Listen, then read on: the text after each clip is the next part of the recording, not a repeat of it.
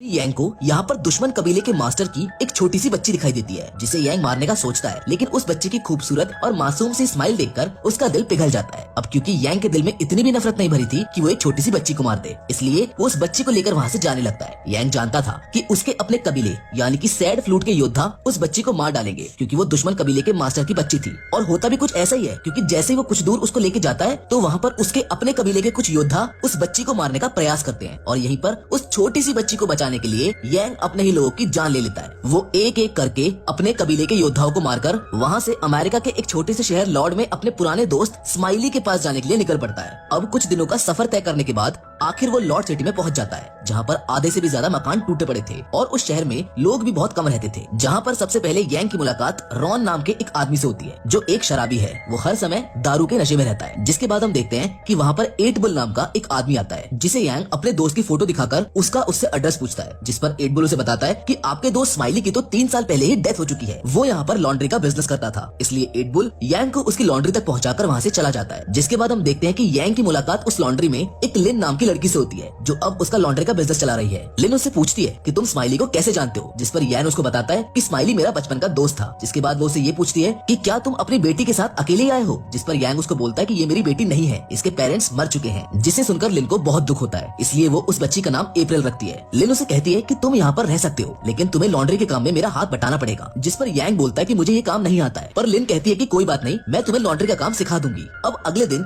यांग उस लॉन्ड्री में बैठा होता है कि तभी वहाँ कुछ लड़के आकर उसको अपने कपड़े धोने के लिए देते हैं। वो लड़के यांग का मजाक भी उड़ा रहे होते हैं, लेकिन उनको ऐसा करता देख 8 बुल वहाँ आकर उनको वहाँ से भगा देता है और यांग को खाना खिलाने के लिए अपने साथ ले जाता है। रास्ते में यांग लिन को निशानेबाजी की प्रैक्टिस करते देखता है और फिर वो सभी वहाँ से खाना खाने के लिए आगे चले जाते हैं। अब ऐसे ही धीरे धीरे यांग यहाँ पर सेटल हो जाता है। वो लिन के साथ लॉन्ड्री में हेल्प करवाता है, उन लोगों के साथ खेलता कूदता है और सिर्फ इतना ही नहीं, वो इस बंजर रेगिस्तान की जमीन पर फूलों का बगीचा भी बनाने लगता है, जिसमें सभी उसकी मदद भी करते हैं। और कुछ महीने बाद उसके बगीचे में बहुत सारे सुंदर फूल खिल जाते हैं। वहाँ के सभी लोग उस छोटी बच्ची अप्रैल को भी बहुत प्यार करते थे। अब यहाँ पर रहते हुए यांग को ये समझ आ जाता है कि किसी भी चीज को मिटाना कितना आसान होता है, लेकिन उसी चीज को बनाने में बहुत ज्यादा मेहनत और समय लगता है। जिसके बाद हम देखते हैं कि एक दिन यांग और 8 बुल दोनों एक साथ कार्ड्स खेल रहे होते हैं और तभी वो लिन को किसी बच्चे की कब्र पर फूल चढ़ाता हुआ देखता है। यांग 8 बुल से पूछता है कि लिन किसकी कब्र पर फूल चढ़ा रही है। जिसके बाद 8 बुल उसको लिन के बारे में बताता है कि लिन जब 16 साल की थी तो एक कर्नल नाम का डाकू अपनी गैंग के साथ इस शहर में घुसकर लोगों को लूटता और मारता था। उस डाकू की एक सबसे गंदी हरकत ये थी कि वो शहर में जितनी भी लड़कियां होती थी उनको एक कतार में खड़ा करके उनके दांत चेक करता था और जिस लड़की के दांत साफ सुथरे और पूरे 32 होते थे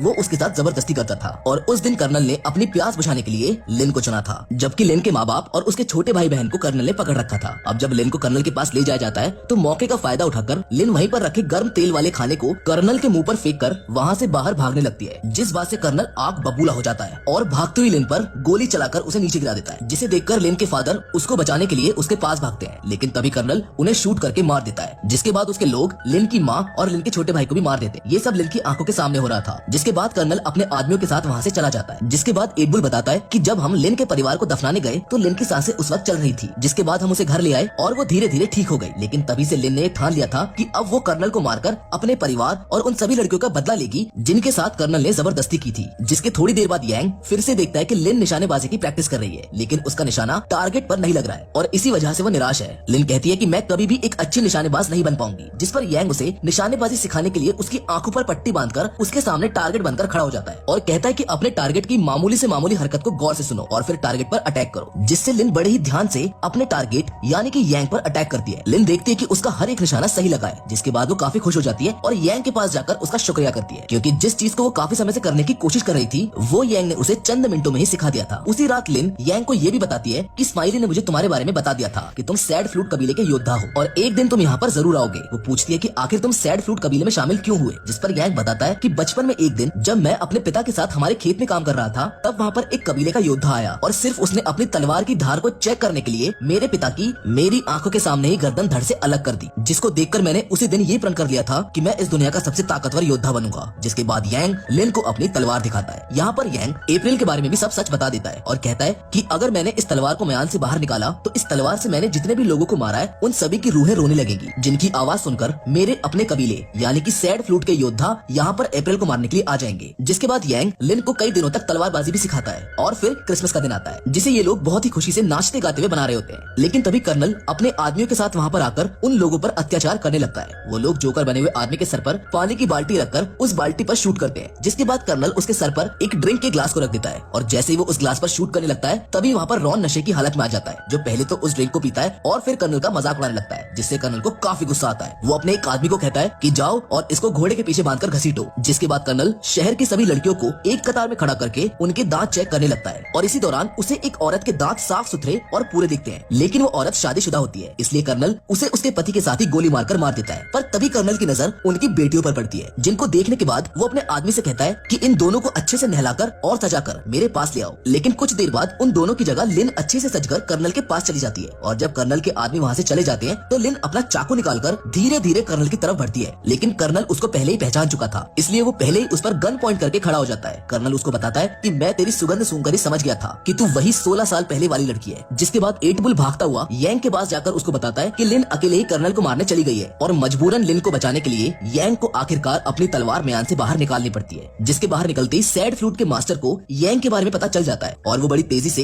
अपने योद्धाओं के साथ उसकी तरफ जाने लगता है। उधर दूसरी तरफ हम लिन को देखते हैं, जिसे कर्नल के आदमियों ने पकड़ के रखा हुआ है और कर्नल लिन के साथ जबरदस्ती करने की कोशिश कर रहा है, लेकिन तभी वहाँ पर यांग पहुंच जाता है, जो कर्नल के आदमियों को बहुत आसानी से मार गिराता है। लेकिन जब वो कर्नल को मारने लगता है तो लिन उसको बोलती है कि इसे तो मैं अपने हाथों से मारूंगी, लेकिन उन दोनों की बातचीत का फायदा उठाकर कर्नल लिन को ढाल बनाकर विंडो से नीचे कूद जाता है और अपने घोड़े पर सवार होकर वहाँ से भागने लगता है। तभी लिन उस पर जोर से चाकू फेंककर उसे मार गिराती है, लेकिन वो कर्नल नहीं होता है, क्योंकि कर्नल उनको चकमा देकर वहाँ से भाग गया था। जिसके बाद यांग लिन को बोलता है कि मेरी तलवार म्यान से बाहर निकल चुकी है, इसलिए मेरे कबीले के लोग यहाँ पर किसी भी वक्त पहुँचते होंगे, इसलिए मुझे यहाँ से अब जाना होगा, वरना तुम सब भी मेरी वजह से मारे जाओगे। जिसे सुनकर 8 बुल उसको बताता है कि कर्नल यहाँ से भाग चुका है और वो अपने दुगने से भी ज्यादा आदमियों को लेकर हम लोगों को मारने के लिए वापस जरूर आएगा, और अगर तुम यहाँ से चले जाओगे तो हम कर्नल का मुकाबला कैसे करेंगे। वहीं एक आदमी ये भी बोलता है कि हम बिना किसी हथियार के कर्नल का मुकाबला नहीं कर पाएंगे, जिस पर 8 बुल रॉन की तरफ इशारा करते हुए कहता है कि इसके पास कुछ खास है। जिसके बाद रॉन उनको अपनी वाइफ की कब्र को खोदने के लिए कहता है और उसकी वाइफ की कब्र में उन्हें रॉन के द्वारा छुपाए गए बहुत सारे हथियार मिलते हैं। दरअसल रॉन की वाइफ ने मरते समय उसको एक वादा करने को कहा था कि वो जिंदगी में कभी भी हथियार नहीं उठाएगा, लेकिन अब मजबूरी में रॉन को अपनी वाइफ से किए हुए वादे को तोड़ना पड़ता है। जिसके बाद वो सभी लोग उन बंदूकों को चलाने का अभ्यास करने लगते हैं। अब हमें दिखाया जाता है कि अगले दिन कर्नल अपने बहुत सारे आदमियों के साथ उनकी तरफ आ रहा होता है, जिनके सामने यांग अपनी तलवार निकाल कर खड़ा था, जबकि रॉन एक ऊंचे टावर पर उन पर निशाना साधे हुए था। और जैसे ही कर्नल अपने आदमियों के साथ शहर में अंदर घुसता है तभी रॉन एक डायनामाइट पर शूट करके उसे ब्लास्ट कर देता है, जिसकी वजह से कर्नल के काफी सारे आदमी मारे जाते हैं और चारों तरफ धुआं फैलने की वजह से